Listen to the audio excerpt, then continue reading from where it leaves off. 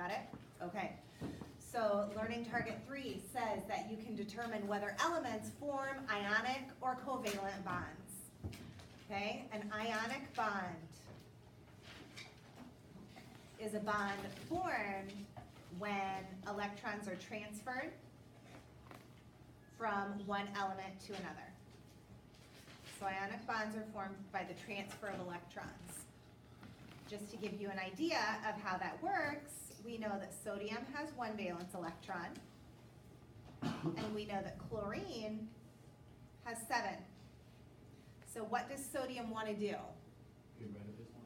It wants to get rid of its 1, you're exactly right. And what does chlorine want to do? Gain one.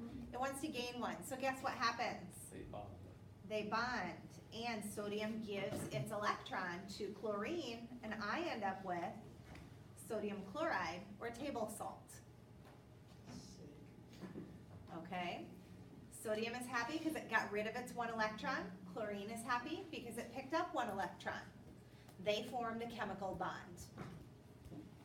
How do I determine whether something is an ionic bond? It's going to form between a metal and a non-metal. Who can tell me where metals are located on the periodic table?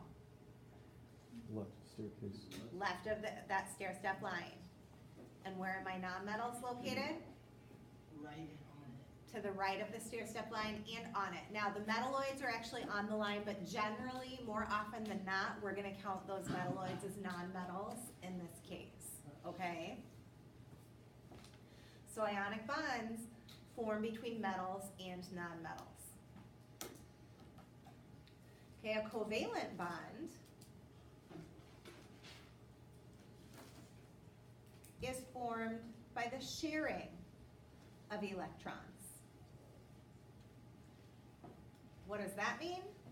That means that I have something like a chlorine with 7 valence electrons, and I have another chlorine that also has 7 valence electrons. Well, what does this first chlorine want? It wants to get 1 more. And what does this chlorine want? One. Wants to get 1 more. Well, look, this is a single electron, this is a single electron. Why don't we share? So this chlorine has 7 of its own, plus it's gonna share 1 from this guy. This chlorine also has 7 of its own, and it says, hey, you've got a single one, can I share it with you? And so this chlorine now bonds and also has 8. What does that give me? Cl2. This is how water forms. Because you've got oxygen with 6 valence electrons. How many valence electrons does hydrogen have? 1. So hydrogen takes its 1 electron and shares. Another hydrogen comes in, takes its valence electron and shares. And now that that oxygen is sharing with the 2 hydrogens, the oxygen is happy with 8 electrons, and we get H2O.